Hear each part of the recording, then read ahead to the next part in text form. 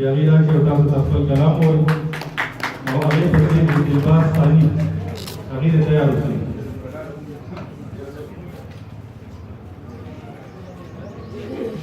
السلام علیکم. ډېره مننه نظري صدیق صاحب. دا ته ګورم نو یادېږم هم لکه چې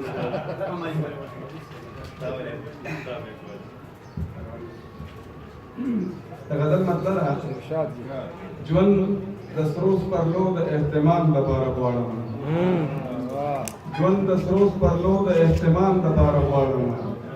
ځوانې حوصلې د پښتون کام لپاره غواړم. او شعر دی چې هر ماښام مې ژوند د وخت په دار انجام ته ورسي.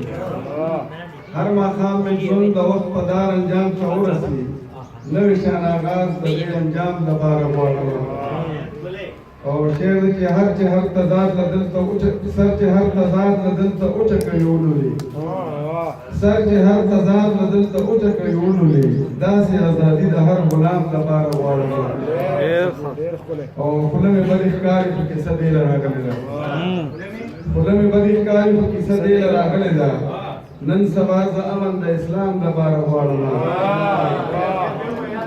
خوله مې بدې ښکاري په کیسه دې له راغلې ده. نن سبا زه امن د اسلام لپاره غواړم. او ګټې زړونه چې راویلې کړي را نرم کړي. ګټې زړونه چې راویلې کړي را نرم کړي. داسې خوږه ژبه د پیغام لپاره غواړم. او شعر دی چې دغه مې فطرت دی چې هر قسمه نفرتونو له دغه مې فطرت دی چې هر قسمه نفرتونو له زړه کې محبت د انتقام لپاره غواړم. او ای د یاد ور یاد شنډه راشي شنډه لاړه شي. ای د یاد ور یاد شنډه راشي شنډه لاړه شي.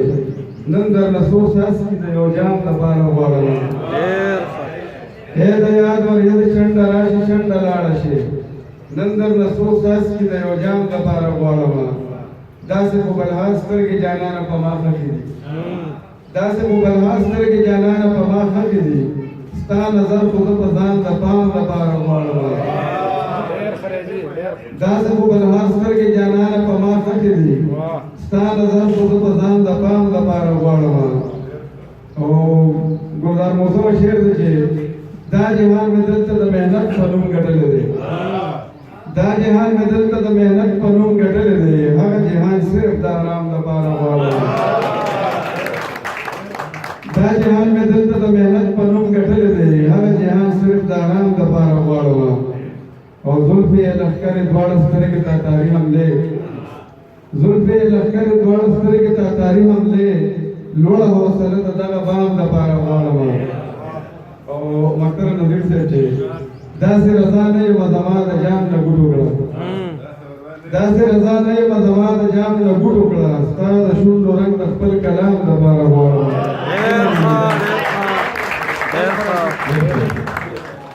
دا و صدیق اکبر رضا صاحب دلباز سالمه ماته مې بلنه ورکړې وه. هغې پسې به رشید جوهر صاحب تیار اوسېدلي. سالمه